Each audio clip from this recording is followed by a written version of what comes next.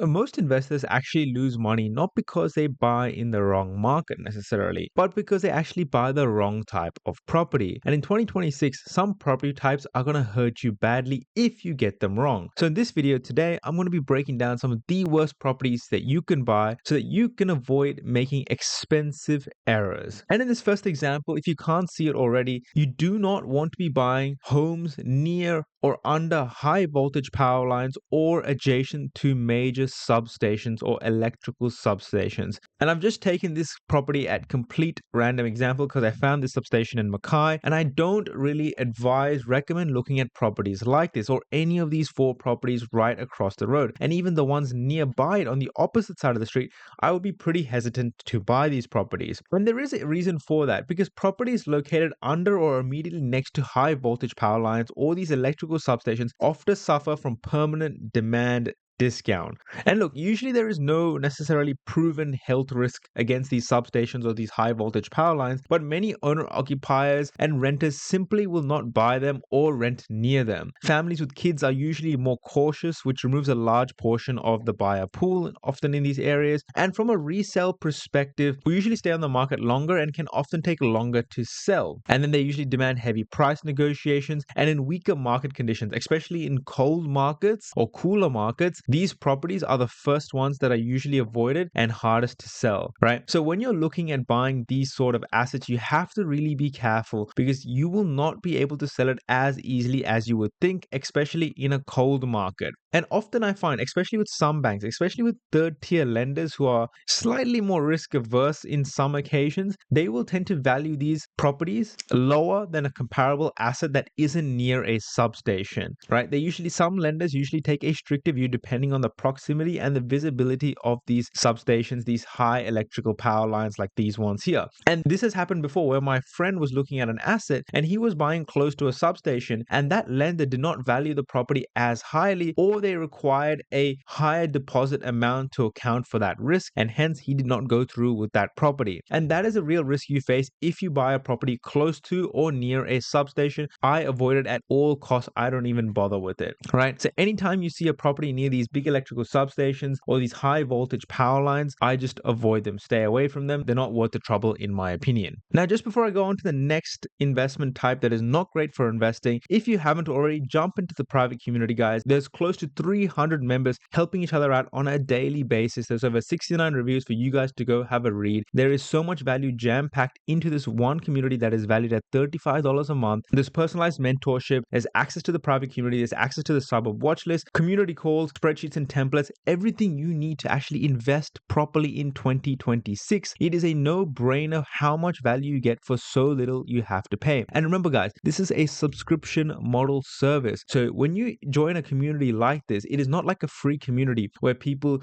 put random crap into it. This is a serious community helping each other on a daily basis, and the people who are investing actively. And that's the great thing about a community model like this, guys. So jump in. We're serious about investing. We are the best community by far than anything else out there in the market today. Don't make the same mistake you made in 2025 and sit on the sidelines. Get in and start working towards a goal today. Let's get back into the video. Now, the next thing I want to talk about is flood zone prone areas. Now, before I start on this point, I want to let you know that I have invested in locations that are flood prone. Now, what I mean by that is that a lot of locations around Australia, especially in regional Australia, in Queensland, in Victoria, in Launceston, there are flood prone areas. However, that does not mean I buy properties that fall under a flood zone overlay. Now, this is a very, very important distinction to make because a lot of locations will have some sort of flooding, especially with regional locations. Not all, but most of them usually have some. But you don't want to be buying in flood zone prone areas, right? Now, look at this location you have here in Taree. When you look at the flood maps, a large portions of it actually fall under a flood zone. Now, parts of the street in Taree have flooded,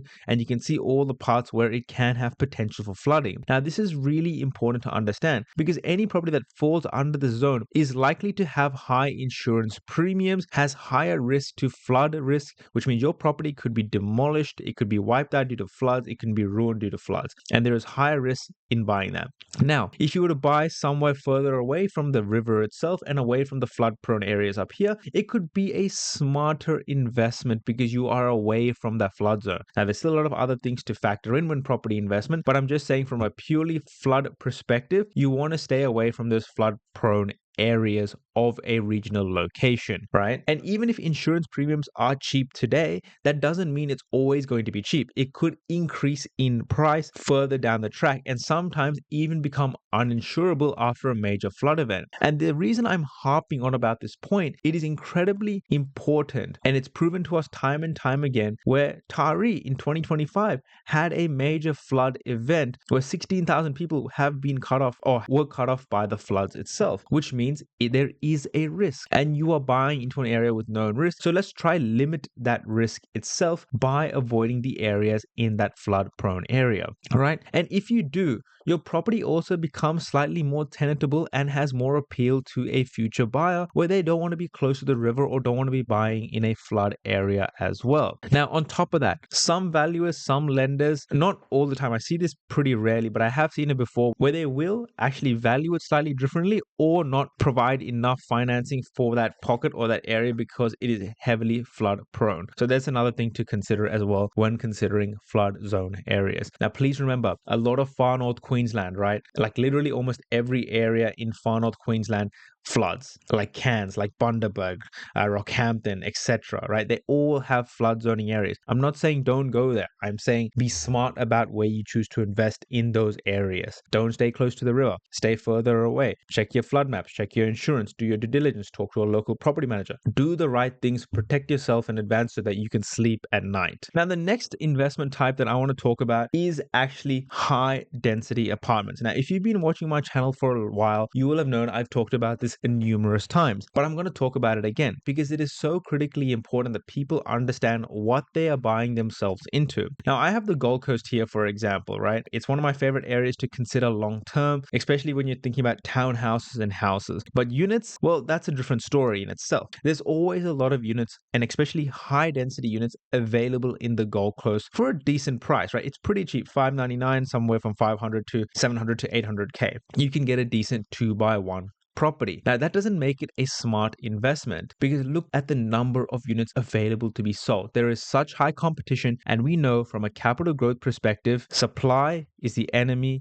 of growth. If you have too much supply and not enough demand, you will not have capital growth. And it's not just for that reason as well. When you start to look at this property, there are a couple of things you'll notice, right? One, first of all, I mean, it's a beautiful property. I would happily live here. Maybe the bedroom is slightly small, but regardless, the main issues I have with these high density apartments is the fact of their expense. It is so damn high, right? We have the rates at $1,500 every half a year. Water rates, $450 around every quarter. Body corporate is around $780 per week, which is roughly $9,000 or so over the course of an year. And by the way, body corporate, that only goes up. It never goes down. And that's only the body corporate itself. Then you may have a sinking fund, which you may have to pay. There may be special levies, which you'll have to pay. There are so many hidden costs that don't really justify the amount of money you can potentially make from it. In fact, when you put it on this sheet, $600K buy-in price at $680 per rent, it's about 5.9% yield. Wonderful yield, but even for a unit, that's quite low in my opinion. You can get units that yield about 7 to 8%, which is much better in my opinion. And then when you start to put the numbers, $1,500 for home insurance, $3K for council rates, $1,800 for water rates, and then body corp is around $9.5K or so. That will leave you about negative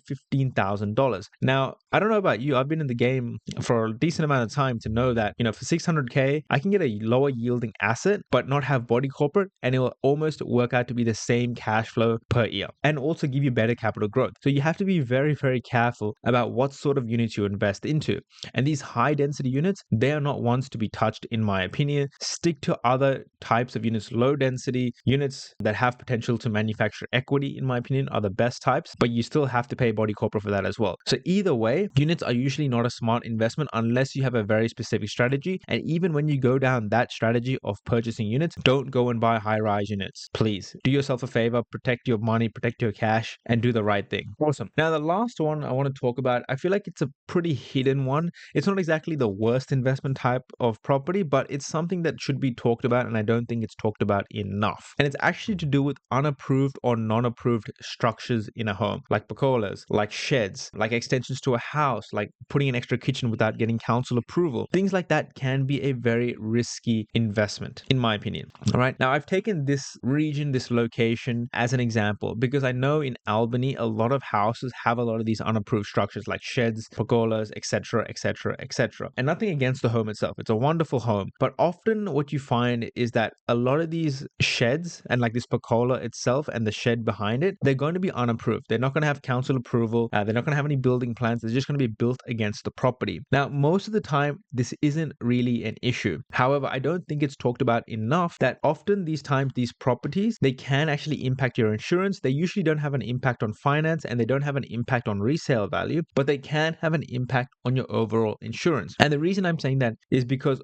often you find that these properties, if something was to go wrong, like the cause of a fire in the house or the damage to the house was happening against this unapproved structure, or if a tenant hurt themselves against this unapproved structure, insurance may not actually cover you in that instance. And that can be a risk long term, right? And if you know anything about insurance companies, they try their hardest to find their way to try not to actually pay a claim. And if you have a building with the unapproved structures, oftentimes they may deny that claim or only partially fulfill that claim itself. Now, this is important for you guys to know about, but it's not a complete deal breaker when purchasing a property. You have to do it at your own risk appetite, talk to your conveyancer, talk to your lawyer, etc. Right? Now, often people's argument is that you should go and buy title insurance. Now, title insurance is something you have to be very careful of because title insurance may cover some of the issues like missing council approval, boundary encroachments, or unknown easements at the time of purchase. And sometimes it can also help with the legal cost if the council enforces you to get those structures approved. However, it's important to understand it does not guarantee the structure becomes approved. It does not force council to accept it as compliance. And also, it may not cover you in an instance where you have an insurable issue, even though it's technically what it's used for, because title insurance by paper only covers unknown issues. And that's really important. So if you bought this property and you knew the building plans didn't have a pergola or didn't have a shed and something went wrong, then they may not cover you. So this is why it's really important to chat to your conveyancer about that gray area, in my opinion.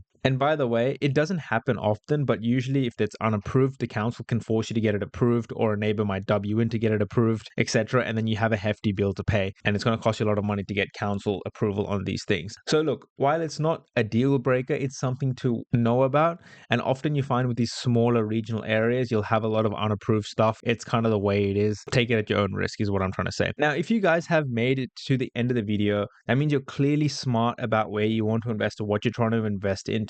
And if you're trying to buy the right type of asset, but you don't want to join the community, you just want the property that you're looking to purchase reviewed, you can do that right here. I have a new service. It's $10 to review a property. I will assess the property. I'll assess the pros, the cons, any red flags, any issues with the asset itself. And then I'll write you a detailed paragraph of my property review and I will send it to you via email in 24 hours so you can know what you're investing in a smart, coherent manner, right? And when you're buying a $500 to $1 million asset, spending $10 to get it quickly double checked over is not a bad idea, so you know what you're buying, right? And if you have any other questions, guys, jump into the community below. That is why I'm here to help you. Put your comments, questions, concerns in the comments itself, and I will answer them for you as soon as possible. Till next time, thank you for watching, and I'll see you guys again.